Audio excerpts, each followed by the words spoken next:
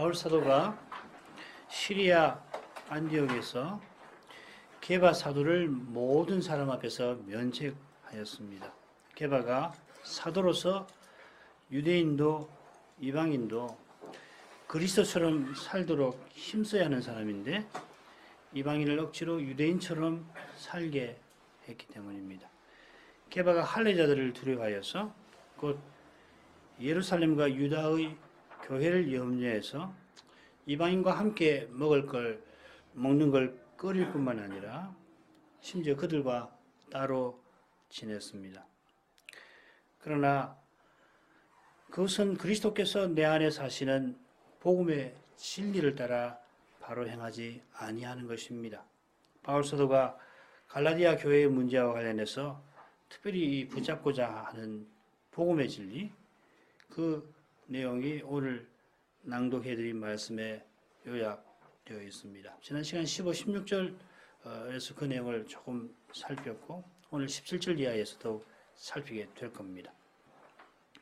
바울은 마치 게바를 면책하는 그 자리에서 계속 말을 이어가는 듯이 우리는 본래 유대인이요 이방 죄인이 아니로되 하면서 오직 그리스도를 믿는 믿음으로 말미암아 의롭게 되는 까닭에 우리가 그리스도 예수를 믿었다. 유대인이지만은 예수 그리스도를 믿었다 하고 지적합니다. 나면서 유대인일지라도 유대인의 나음이 틀림없이 있는데 그것은 하나님의 말씀을 맡은 거기에 있어서 이 말씀을 조차 살아야 마땅합니다만은 그래야만이 겉만 유대인 아니고 표면적 유대인 아니고 속도 유대인답게 이면적 유대인답게 사는 겁니다만은 이 율법을 온전히 지키는 길이 오직 그리스도를 믿는 거기에 있습니다. 그래서 2장 26절부터 29절까지를 쭉 읽으시면 잘 아실 겁니다. 율법을 온전히 지키는 길이 곧 율법을 온전히 이루신 그리스도처럼 사는 것, 그리스도를 드러내고 사는 겁니다. 그리스도처럼 살려면은 달리 방법 없어요. 아무리 사람이 그리스도를 본받는다 하더라도 역부족이고 뭐 겉만 흉내를 내는 것이죠. 그 길은 믿어 그리스도가 내 안에 사시고 그리스도가 성신과 말씀으로 자기를 드러내는 일이 있어야만이 우리가 그리스도처럼 사는 것이죠. 그게 갈라디아서 2장 20절에서 강조하는 겁니다. 그리스도를 드러내고 사는 게 중요하니까 유대인인 게바가 이방을 좁고 유대인답게 살지 아니하였던 겁니다. 거기서 자유로울 수 있었던 겁니다. 그런 게바가 이방인을 억지로 유대인답게 유대인처럼 살게 하면 결과적으로는 지금 갈라디아 교회들처럼 헛된 영광을 구하여 서로 격동하고 서로 투기하는 상태에 떨어지게 만들 겁니다. 자, 이런 내용 위에서 17, 18절을 읽겠습니다. 만일 우리가 그리스도 안에서 의롭게 되려 하다가 죄인으로 나타나면 그리스도께서 죄를 짓게 하는 자냐? 결코 그럴 수 없느니라. 만일 내가 헐었던 것을 다시 세우면 내가 나를 범법한 자로 만드는 것이라. 계속 의롭다 하심을 사도가 다루는데 여기서는 이 죄인이라는 말을 씁니다. 17절에 죄인이 나오고 18절에도 거의 비슷하지요. 범법한 자가 나오는데 실은 번역 다른 것만큼 서로 다른 말이고 내용도 상당히 다를 겁니다. 사도가 다른 낱말을 쓴 것은 15절과 붙어 있습니다. 거기 죄인 나오죠. 이방 죄인이 아니로되 이방 죄인이 나면서 유대인인 것과 대조를 이루었습니다. 나면서 유대인 또 이방 죄인인 이방. 이 표현은 14절에 나오는 것처럼 유대인답게 사는 것과 이방을 좇는 것, 유대인답지 않게 사는 것과 붙어 있는 표현입니다. 의롭게 되려 하다가 죄인으로 나타난다는 것은 의롭다 하심을 받았는데 율법을 도로 어겨서 죄를 범했다 하는 뜻이라기보다는 의롭다 하심을 받아 그리스도를 드러내며 살려고 힘쓰니까 자연히 이방인처럼 살게 된 것을 가리키는 것 같습니다. 어쩌면은 게바나 바나바가 그리스도를 믿어 이방인과 식사하다가 할례자가 두려워서 이방인과 따로 지내는 외식을 지적해서 죄인으로 나타난다 그렇게 볼 수도 있겠습니다만은 그보다는 이방인처럼 사는 그것을 이렇게 표현했다고 보는 것이 문맥에서 자연스럽습니다. 이 내용을 제가 풀어보면 이렇게 될 것 같아요. 개봐요. 우리가 이방인처럼 산다고 해서 그리스도께서 죄를 짓게 하는 분입니까? 결코 그럴 수가 없지 않습니까? 그리스도께서 유대인답게 산다고 하면서 율법을 지키지 못하고 심지어 그리스도를 부인하고 대적하던 그런 우리들을 그리스도를 드러내며 살게 하신 것 아닙니까? 오히려 내가 그리스도를 믿어 허물었던 것, 즉 유대인답게 산다고 하면서 교회를 핍박했던 그런 종교를 만일 내가 지금 다시 세운다면 세우는 내가 내 자신을 율법을 어긴 자로 만드는 것입니다. 이런 취지인 것 같아요. 17, 18절이. 자, 이것이 17, 18절에서 바울이 전하려고 하는 내용이라 믿는데, 자, 이런 요지를 놓고서 여기 담긴 중요한 표현 몇 가지를 조금 더 생각해 보려고 합니다. 첫째로 사도는 그리스도 안에서 의롭다 하심을 받는 것을 교훈합니다.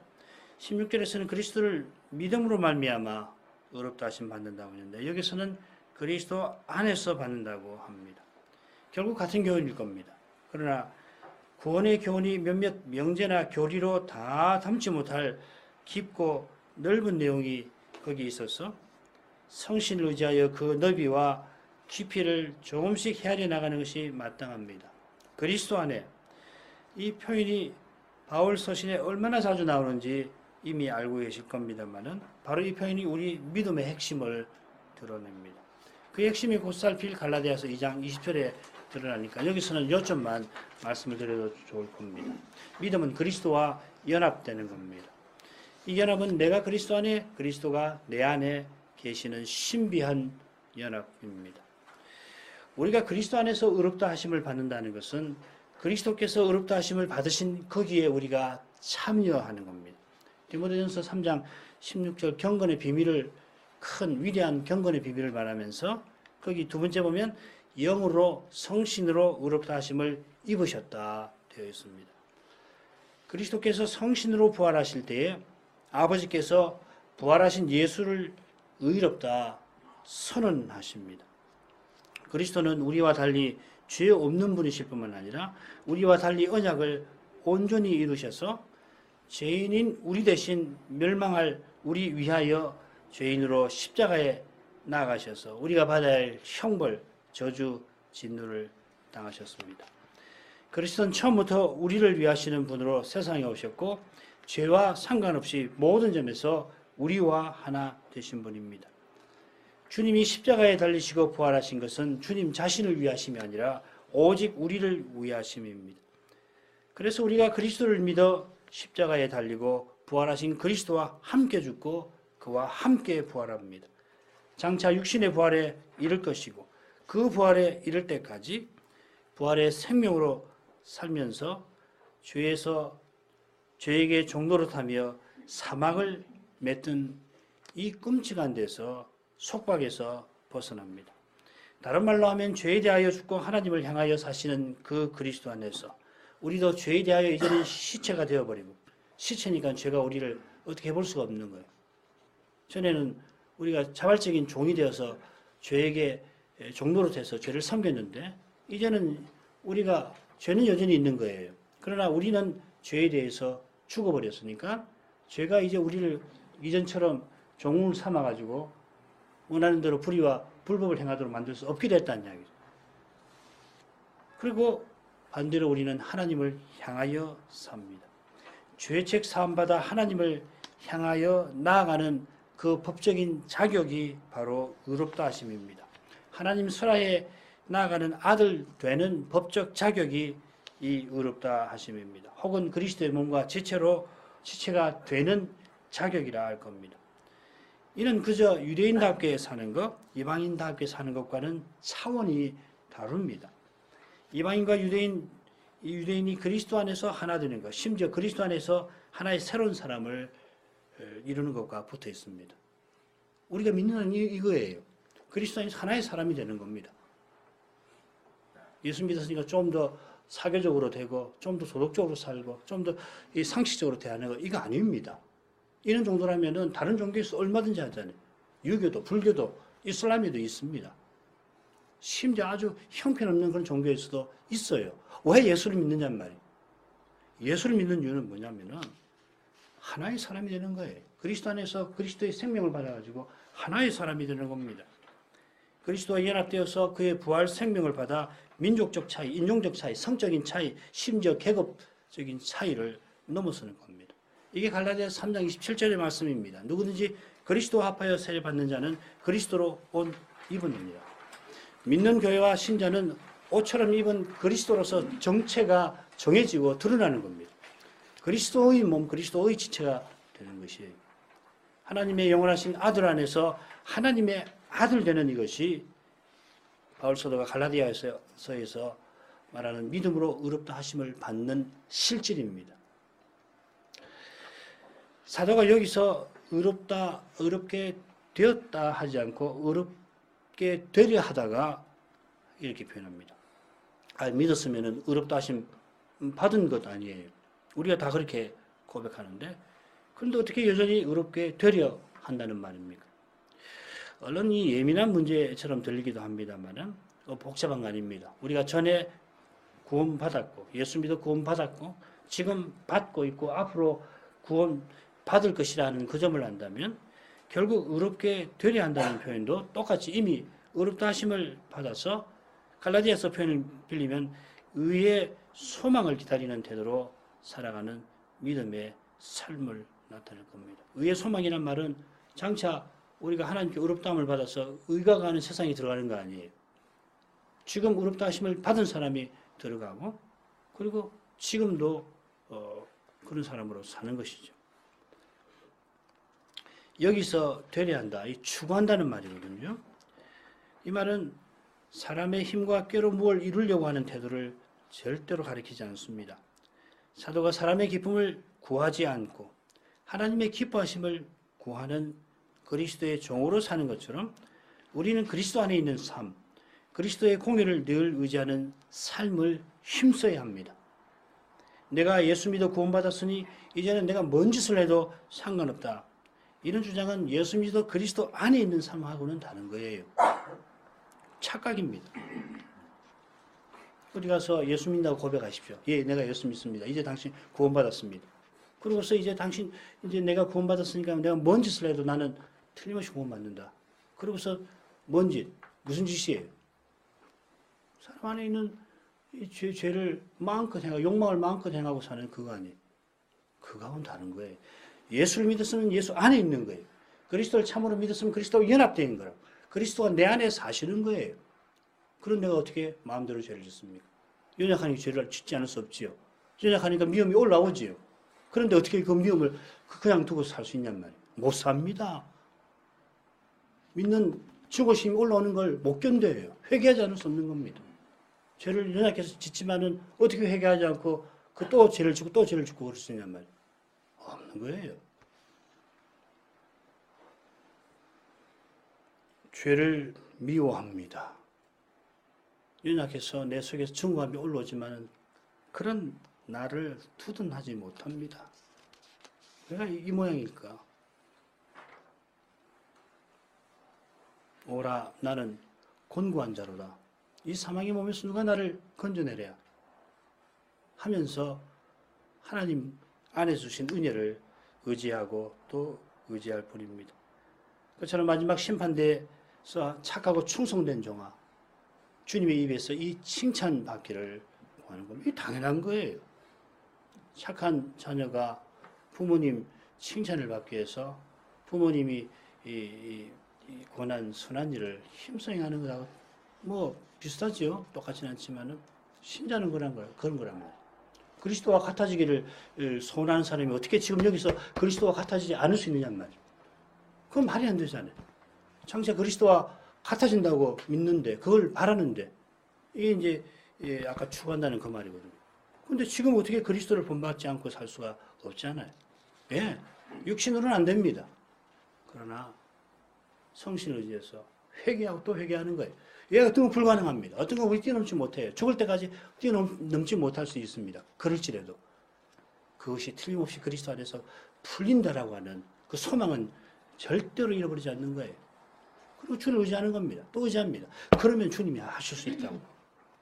물론 뭐 모든 문제가 이 땅에서 다 해결되는 건 아니지만은, 그러나 주님이 하실 때는 하시는 거예요. 우리가 불가능하게 보이는 일이라도 주께서 하시면 하시는 거라고. 그게 믿음이라고. 상식으로 사는 거 아닙니다. 합리적으로 사는 것만 아닙니다. 그리스도 안에서 의롭게 되려다가 죄인으로 드러난다는 것은 그리스도의 몸과 지체로서 그리스도를 드러내며 살려다가 게바와 이 바울이 이방인처럼 사는 그걸 가리킵니다. 게바나 바울이 이방인처럼 사는 것은 이방인을 주님의 소유로 얻고자 함입니다. 그처럼 유대인을 얻고자 바울은 기꺼이 유대인과 같이 율법 아래에 있는 자같이 됩니다. 3차 선교 여행 마친 후에 이방인 교회에 헌상금을 전달하러 갔는데 야고보가 유대인 신자들이 바울을 오해한다는 말을 듣고는 기꺼이 그의 제안을 받아서 자기가 직접 비용을 내어서 서원 마친 사람들의 결례를 맡았습니다. 이런 것이 그리스도 안에서 의롭다함을 받는 사람의 태도입니다. 바울은 그리스도 안에 있기 위하여 무엇이든지 양보합니다. 그리스도를 얻기 위하여 무엇이든지, 심지어 온 세상도 해로 여깁니다. 누가 이런 믿음을 방해할 수가 있겠습니까? 우리가 의지하는 주님을 대체 무엇이 방해할 수가 있겠습니까? 이런 바울이 어떻게 자기가 헐었던 것을 다시 세울 수 있겠습니까? 바울이 전에 하나님을 섬긴다는 열심의 율법과 성전을 자랑하며 유대 민족의 우월성을 지키려고 예수를 여호와로 섬기는 이 신자들을, 교회를 핍박하게 했던 그 두려운 신념 체계를 다시 세우는 일, 그에게는 가장 있을 수 없는 일입니다. 가장 악한 일입니다. 자기를 범법한 자로 만드는 겁니다. 아마 노년에 섰을 거로 보이는 디모데전서에서 교회를 핍박한 그 일을 들어서 내가 죄인 중 괴수라고 고백하지 않았습니까? 유대인처럼 살게 해서 주님의 교회를 정글 같은 세상으로 만드는 그 일을 바울이 가장 악한 것으로 생각하지 않을 수 없었습니다. 그처럼 게바가 억지로 이방인을 유대인처럼 살게 하는 그 일이 게바가 의도하지 않았지만 이미 갈라디아 교회에서 이런 악한 결과를 빚어내고 있기 때문에 바울은 게바를 면책하지 않을 수 없었습니다. 19절로 갑니다. 내가 율법으로 말미암아 율법을 향하여 죽었나니 이는 하나님을 향하여 살려 함이니라. 19절부터 21절까지가 한 단락이 될 겁니다. 이 단락을 보시면은 계속해서 의롭다 하심에 대해서 다루는데, 여기는 뭐가 많이 나오냐면 나의 죽음, 그리스도의 죽음, 그리스도의 부활, 나의 삶이 다루어져 있습니다. 내가 율법을 향하여 죽었고 그리스도와 함께 십자가에 못 박혔습니다. 같은 거죠. 그처럼 그리스도께서 내 안에 사시고 내가 그리스도를 믿는 믿음 안에서 살고 하나님을 향하여 삽니다. 이 같은 겁니다. 그런데 만일 의롭게 되는 것이 율법으로 말미암으면 그리스도께서 헛되게 죽으신 것이다 하면서 이 단락 21절에서 단락을 마무리 짓습니다. 이 율법으로 말미암음이 이제 살피는 19절. 21절에 보면은 율법으로 말미암으면 했는데 그 표현이 19절에 나오죠. 그 율법으로 말미암아 율법을 향하여 죽어야지 율법으로 말미암아 의롭다 함을 받으려고 한다면은 안 된다 하는 것입니다. 율법을 향하여 죽는 것은 하나님을 향하여 살려 함이니까 로마서 6장에 나오는 죄에 대하여 죽는 것이나 율법을 향하여 죽는 것이 사실상 같을 것입니다. 죄에 대하여 죽어야 하나님을 향하여 사는 것처럼 하나님을 향하여 살려고 한다면 율법을 향하여 죽어야 합니다. 반대로 율법을 향하여 사는 것은 율법 아래에 있는 것이고 율법의 저주 아래에 있는 겁니다. 율법 아래에 있다는 것은 하나님의 아들다웠게 성신의 인도를 받아 살지 못하는 것. 율법을 지키려고 힘쓰긴 하지만 좀 더 정확하게는 지킨다고 자랑하지만은 실은 율법을 지키지 않는 겁니다. 지키지 않기 때문에 율법 아래에 있는 것은 곧 율법의 저주 아래에 있는 것입니다. 본래 하나님이 시내산에서 율법을 내리신 목적은 곧이어 성막을 짓게 하신 데에서 드러난 대로 하나님을 향하게, 하나님을 가까이 하게 하심입니다. 율법 주신 목적은 제사장 나라 거룩한 백성, 곧 하나님께 가까이 나가는 나라, 하나님을 향하여 사는 백성 되는 데 있습니다. 율법 자체는 거룩하고 의롭고 선합니다. 거룩하고 의롭고 선하신 하나님이 자기와 자기 뜻을 드러내려고 율법을 주셔서 그렇습니다. 율법을 통하여 하나님의 거룩하고 의롭고 선한 영광이 드러납니다. 그 거룩한 영광 앞에 인생은 자기의 더럽고 불의하고 악한 모습을 보는 겁니다. 죄를 죄로 드러내는 여기에 율법의 거룩함, 의로움, 선함이 드러납니다. 죄가 악하다는 것을 드러내니까 율법이 선한 거 아니에요. 죄가 죄라고 하는 것을 드러내니까 율법이 의로운 거 아니에요. 그리고 이것이 이 타락한 인생의 모습인데 그걸 드러내니까 이건 거룩한 거라고. 율법 자체는 거룩하고 의롭고 선합니다. 하나님 말씀이니까 달리는 우리가 죄의 심각한 것을 모릅니다. 자, 이런 모습의 인생이 자기가 죄인임을 겸손히 고백하고 하나님의 용서와 구원을 구해야 하는데 그리고 구원을 받아야 하는데 이 일을 율법은 못합니다. 로마서 8장 3절 4절입니다. 율법이 육신으로 말미암아 연약하여 할 수 없는 그것을 하나님은 하시나니 뭐냐면 곧 죄를 인하여 자기 아들을 죄 있는 육신의 모양으로 보내어 육신의 죄를 정하사 죄를 정죄하사 이 말입니다. 육신을 좇지 않고 그 영을 성신을 좇아 행하는 우리에게 율법의 요구를 이루어지게 하려 하심이니라. 율법이 그 자체로 거룩하고 의롭고 선합니다만은 인생이 더럽고 불의하고 악한 것을 드러내기는 해도 우리의 죄를 없이 하지는 못합니다. 우리 죄를 없이 하지 못할 뿐만 아니라 죄의 책임을 면제해 주지 못할 뿐만 아니라 율법의 요구를 이루게 못합니다. 이 일은 하나님이 하십니다. 하나님이 자기 아들을 죄 있는 육신의 모양으로 보내어서 그 일을 하십니다. 하나님의 아들이 속죄제물이 되게 하셔서 우리의 죄를 없이 하시고 여기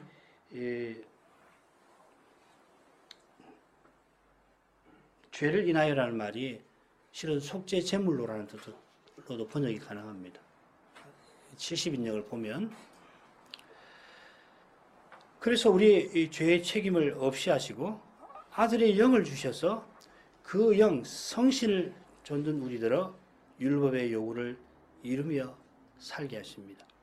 율법의 요구를 이루는 삶이 하나님을 향하는 삶입니다. 하나님 뜻을 이루며 살고 또 하나님을 가까이 하며 사는 길이 바로 율법에 있습니다.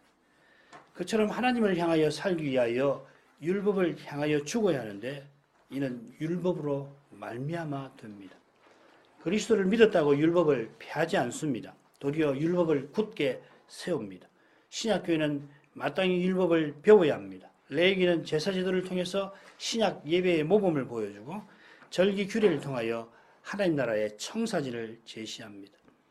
모든 구약 성경이 그리스도를 증거하는데 그리스도가 하나님께 나아가는 길이 되십니다.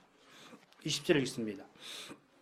내가 그리스도와 함께 십자가에 못 박혔나니 그런 적 이전은 내가 산 것 아니요 오직 내 안에 그리스도께서 사신 것이라. 이제 내가 육체 가운데 사는 것은 나를 사랑하사 나를 위하여 자기 몸을 버리신 하나님의 아들을 믿는 믿음 안에서 사는 것이라. 내가 그리스도와 함께 십자가에 못 박혔다는 말이 원문에는 19절에 나옵니다만 끝에 한글 개혁만 아니라 대부분의 제가 아는 거의 모든 영어 성경은 20절 처음에 이 표현을 놓아두었습니다. 내가 율법으로 말미암아 죽었다고 표현하던 사도가 이제 내가 그리스도와 함께 십자가에 못 박혔다고 고백합니다. 율법을 향하여 죽은 것은 하나님을 향하여 살기 위함인데 그리스도와 함께 십자가에 죽은 내 안에 그리스도가 사셔서 내가 그리스도를 믿는 믿음으로 삽니다. 그러니까 19절하고 20절하고 이 내용이 붙어 있다는 이야기죠. 내가 율법을 향하여 죽고 하나님을 향하여 사는 것은 그리스도의 십자가 덕분입니다. 오직 그렇습니다. 로마서 6장에서는 그리스도의 십자가와 부활을 죄에 대하여 죽고 하나님을 향하여 사신 것이다 하면서 이와 같이 너희도 너희 자신을 죄에 대하여는 죽고 하나님을 죽은 자여 그리스도 예수 안에서 하나님을 대하여는 향하여는 산자로 여길지어다. 여기 대하여하고 향하여 같은 말입니다. 여기서는 내가 그리스도와 함께 죽고 그리스도가 내 안에 산다 합니다. 같은 교훈입니다만은 갈라디아서가 주님과 우리의 연합을 제 생각에는 좀 더 생생하게 제시하는 것 같습니다. 로마서는 좀 더 이 분석해서 가르친다면, 논리적으로 가르친다면, 설명적으로 가르친다면, 여기서는 오히려 그리스도와 우리가 연합됐다는 것이 그림처럼, 물론 실제지만은 더 생생하게 제시하는 것 같습니다. 내가 그리스도와 함께 십자가에 못 박혔다고 바울이 고백하는데, 이건 물론 바울이 십자가에 달리신 그리스도를 믿은 것을 가리킵니다. 그러나 그리스도가 나를 대신하여, 나를 위하여 십자가에 못 박히셨으니까 내가 그리스도와 함께 십자가에 못 박힌 것이 됩니다. 그리스도께서 죄와 상관없이 모든 점에서 우리와 하나가 되셨고 모든 일에 우리와 한결같이 시험 받으셨습니다. 그리스도처럼 우리와 가까운 분이 없고 그리스도처럼 우리를 가까이 하시는 분이 없습니다. 바울 사도는 심지어 머리와 몸의 표상으로 그리스도와 우리의 관계를 표현합니다. 그리스도는 우리의 머리이시고 우리는 그리스도의 몸입니다. 이를 위하여 그리스도께서 성신을 그리스도의 영으로 주셨습니다. 그리스도의 영이 우리 안에 있으니 우리가 그리스도의 몸입니다. 어린 말 아니죠. 내가 나인 것은 내 영이 내 안에 있으니까 나예요. 그처럼 성신이 그리스도의 영, 그 아들의 영으로 우리 안에 계시니까 우리가 그리스도의 몸으로 존재하고 하나님의 아들인 것입니다. 그리스도 영이 우리 안에 계시니 그리스도가 내 안에 사시는 것이기도 합니다. 이것도 복잡한 거 아니에요. 내 영이 내 안에 있으니까 내가 내 안에 있는 거하고 같은 거잖아요. 나라고 하는 정체성, 나 안에 있는 거예요.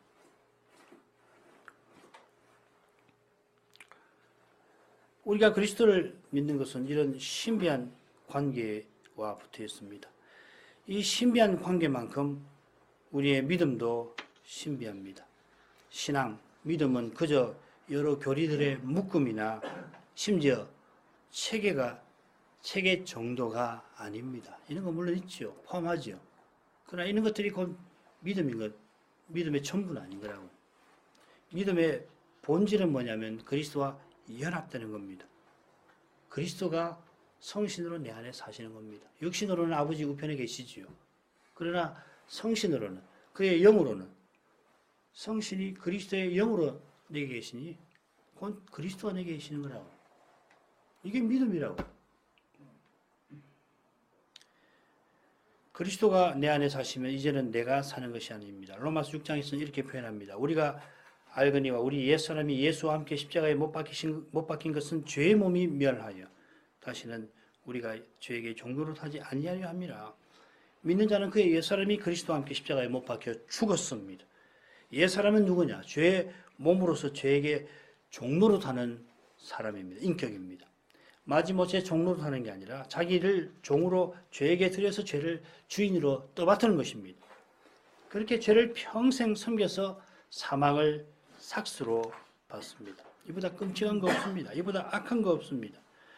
하나님을 의지하도록 지원받은 인생이 사람을 의지하는 것은 죽음을 사는 겁니다.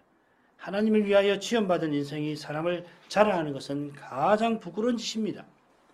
사람이 자기 힘과 꾀로 자기 뜻을 이루려고 하는 것은 무력하고 무지한 겁니다.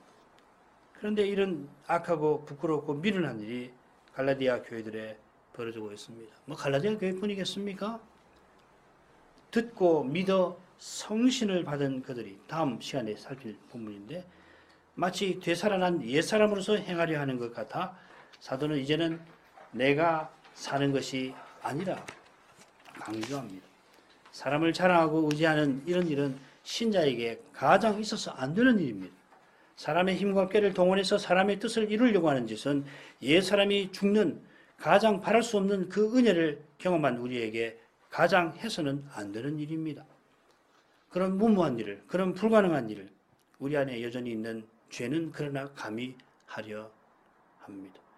이 죄를 날마다 회개하지 아니하면 은혜로 부르신 하나님을 떠나가는 일, 그리스도에게서 떨어지고 은혜에서 떨어지는 그런 두려운 일이, 배도가 교회에서 얼마든지 벌어질 수 있음을 명심해야 합니다. 우리가 실은 큰 배도의 시대에 살고 있습니다. 갈라디아 교회보다 우리가 훨씬 이런 위험에 노출되어 있다 말해도 될 것입니다. 이 배도의 시대를 이기는 길은 오직 내 안에 그리스도가 사시는 거기에 있습니다. 우리 자신이 개혁신앙으로 신학으로 무장한다고 해도 신학 자체가 배도를 이기지는 못합니다. 오직 그리스도께서 이기십니다. 개혁신학을 우리가 붙드는데 그 생명은 오직 그리스도, 이 고백에 있는 것입니다. 오직 그리스도는 오직 은혜이고 오직 은혜는 오직 믿음입니다. 믿음은 그리스도를 사랑하고 의지함입니다. 믿음의 능력은 내게 있는 게 아니라 그리스도께 있습니다. 자기 믿음을 자랑하는 것은 지독한 모순인데 이 모순은 누구나가 빠지기 쉬운 함정입니다. 남보다 믿음이 좋아야 되겠다. 매우 자연스럽지 않아요. 근데 한번 그 마음을 한번 들여다보시라니까요. 도대체 무슨 의도로 남보다, 왜 하필이면 남이에요? 왜 남들보다입니까? 왜 남하고 비교를 해야 합니까? 그 마음이 어디 있냔 말이에요. 믿음은 그런 거 아닙니다. 선물이에요. 사랑입니다. 주님을 사랑하고 이웃을 섬기는 거라고. 그렇게 되면 남하고 비교할 거 하나도 없습니다. 주신 대로, 내 은사대로, 내 소명을 쫓아서 사는 거예요. 내게 사는 것이 그리스도시니 죽는 것도 유익함이라. 그 말이 그 말 아니에요. 그리스도가 드러나면 그만이죠. 내가 꼭 드러나야 할 거 없잖아요. 내가 꼭 해야 될 거 아니잖아요. 왜 꼭 나야 합니까? 주님이 하라고 하시면 하는 거고, 아니면 아닌 거예요. 중요한 것은 내가 하든 남이 하든 그리스도가 드러나면 족한 거라고. 그리스도가 전파되면 좋은 거 아니에요. 바울 사도가 빌립보에서 이야기한 게 그거라고. 외모로 하나, 본심으로 하나 전파되는 것은 그리스도 신인 나는 기뻐하고 기뻐하리라. 누구를 향해서 하는 말인지 아시죠? 바울을 시기해서 감옥에 갇힌 바울을 더 어렵게 만들려고, 전도 못하게 하려고 자기들이 전도하는 겁니다. 그런 방식으로.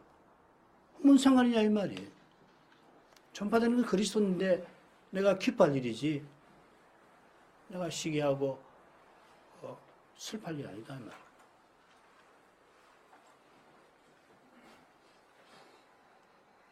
간단합니다. 나는 사라지고 내게서 그리스도가 나타나셔야 합니다. 새 사람인 나는 그리스도의 인격과 사랑을 드러냅니다. 그리스도의 몸으로 존재하고 그리스도의 지체로 삽니다. 그 외에 나는 없어야 합니다. 장차는 육신이 완전히 없어질 것입니다만은 그때까지 육신의 소욕은 성신을 거스르고 성신의 소욕은 육신을 거스리는 이 대립으로 말미암아, 이게 갈라디아서 5장의 주제지요. 후반부. 그래서 우리가 우리의 연약함에 탄식하지 않을 수 없습니다. 그런데 탄식하는 자신 안에 성신이 계심을 기억하셔야 합니다. 아바 아버지라고 부르짖는 거기서 성신으로 그리스도가 내 안에 사시는 이 놀라운 은혜를 붙들고 사모해야 합니다. 육신의 일로 세상이 교회에도 나타날지라도 음부의 권세가 이기지 못하는 교회가 여전히 주님의 손에서 세워져 감을 믿어야 합니다. 믿음으로 사는 사람은 교회에서도 오해와 미움을 받습니다마는 더 주님의 은자와 신실하심을 유지하게 됩니다. 사람의 눈에는 온통 절망뿐입니다마는 믿음의 눈에는 소망의 빛이 더욱 비칩니다. 그리스도를 얻기 위하여 모든 것을 버리는 사람에게 그리스도는 모든 것이 되어 주십니다. 예수님은 이런 일에서 우리와 타협하지 않습니다. 내가 너한테 이만큼 더 줄 때 너도 그만큼 내게 다오. 그렇게 딜하지 않게 하십니다. 모든 걸 버려야 합니다. 그리스도를 위해서 모든 걸 버려야 그리스도가 모든 것이 되시지. 그렇잖아요. 여전히 내가 뭘 하려고 하는데 어떻게 주님이 그래 뭐 네가 나를 위해서 그런다니 여전히 내가 모든 거 되어주겠다. 그런 거 없습니다. 없잖아요. 복잡한 거 아니라고요. 이게 믿음은 단순한 거라고요. 예, 쉽진 않아요. 선물이니까. 내가 만들어 내놓을 수 있는 거 아니니까. 예, 어렵습니다. 그러나 믿음은 단순합니다. 그리스도의 모든 걸 버리는 겁니다. 생명도. 이거 안 되면 안 되는 겁니다. 교회 못 세웁니다. 그리스도의 교회는 안 서는 거예요. 영편은 그리스도의 교회라고 그러고 뭐 개혁교회라고 그러고 무슨 복음주의 교회라고 그러고 장로교회라고 그러고 다 붙여놔도 안 되는 거 안 되는 거예요. 사람이 교회 못 세웁니다. 믿음으로 세운다는 말은 그리스도가 세우신다는 거고 그리스도가 전부이신 거예요. 그게 교회라고요. 골로새서 3장 10절에서 11절에서 말하는 게 그거 아니에요. 거기는 그리스도가 전부이시고 전부 안에 그리스도가 계신다. 그게 교회라고요. 아무리 교회에 세상이 들어오고 필연적이죠. 육신이 있으니까. 그럴지라도 교회는 그리스도가 전부 되시는 그런 곳이라고요. 교회를 서서 나가려고 한다면 그리스도에 뭐든지 버려야 돼요. 그리스도를 위해서 무엇인 양보해야 된다고. 양보 안 하면 어떻게 합니까? 내가 이겨야지. 내가 그리스도 뜻을, 하나님 뜻을 더 잘하니까 내가 이겨야지. 내가 이겨야 하면 남은 져야 돼요. 엄밀하게 말하면 꼭 나만 오는 거 아니잖아요. 나만 오는 거 아닌데도 내가 옳다고 생각하면 남은 틀려야 해요. 반드시. 내가 이기려고 그러면 저 사람은 져야 해요. 그러니까 같이 이길 수 있는 길이 있다고. 윈윈 하는 길이 있다고요. 그리스도를 중심 모시면 함께 이긴다고. 같이 쉬려고 하면 함께 이기는 거라고. 그러지 않고 이런 저런 명분을 끌어들여서 내가 이기려고 그러면 다 지는 겁니다. 이기려고 사람의 꽤 힘을 끌어다 들이면은 그게 세상이지 교회냔 말이에요. 아니잖아요. 아무리 좋은 명분을 갖다 낸다고 하더라도 결국 사람 힘, 수로 밀금. 아니 수로 밀면 그게 무슨 교회냔 말이에요. 아니라고요. 내가 하나님 뜻을 알고 정말 하나님 뜻을 붙든다면 그리스도 아시고 하나님이 하시는 거라고. 내가 하는 게 아니라고요. 다수인 우리가 하는 게 아니라고요. 다수인 우리가 하면 어떻게 되겠습니까? 그 다수가 왕도를 할 거 아니에요? 자랑할 거 아니냔 말이에요. 믿음은 단순한 겁니다. 이 단순한 것을 깨우치기 전에는 별 수 없어요. 그렇지만 명심해야 합니다. 이게 안 되면 그리스도가 드러나는 그 신비를 못 보는 겁니다. 말로 표현 안 되는 거거든요. 그러니 종교가 뭐가 됩니까? 신앙이. 상식이 되는 거고 윤리가 되는 것이고 그런 거 아니에요. 윤리가 되면 도덕적인 사람이 교회에서 대접받고 뭐 그렇게 되는 거죠. 합리적인 것이 드러나면 머리 좋은 사람이 대접받고 그렇게 되는 거죠.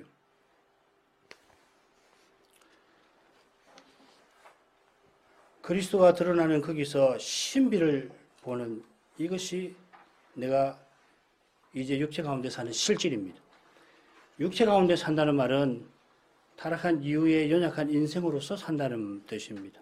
그리스도가 내 안에 사십니다마는 그래 마음으로 하나님 법을 섬깁니다마는 여전히 육신의 소욕이 성실을 거스르고 나아가 원치 아니하는 악을 행합니다. 죄 없는 저 하늘을 바라보지 않으면 죄 있는 해 아래의 삶을 견디기가 어렵습니다. 틀림없이 내 교회를 세우리라는 주님의 약속을 믿지만은 그 약속과 너무나 어긋나 보이는 현실에 죽음 같은 슬픔과 아픔을 맛봅니다. 견디기 힘들어하고 슬픔과 괴로움을 맛보는 이 사실이 믿음으로 사는 까닭입니다. 믿음 없으면 고난 겪지 않습니다. 겪지 않으려 할 겁니다. 거짓 선생이 억지로 할례받게 하는 것은 십자가로 말미암아 핍박을 면하려 함입니다. 과격한 유대인들에게 핍박당하지 않으려고 하는 겁니다. 이들이 하나님을 사랑하려는 율법의 정신을 받들 리가 없습니다. 그러나 나를 사랑하사 나를 위하여 자기 몸을 버리신 주님을 참으로 믿는 사람은 주님을 위하여 자기를 버리지 않을 도리 없습니다. 주님의 사랑을 맛본 사람은 미움받아도 사랑하려는 마음을 버릴 수가 없습니다.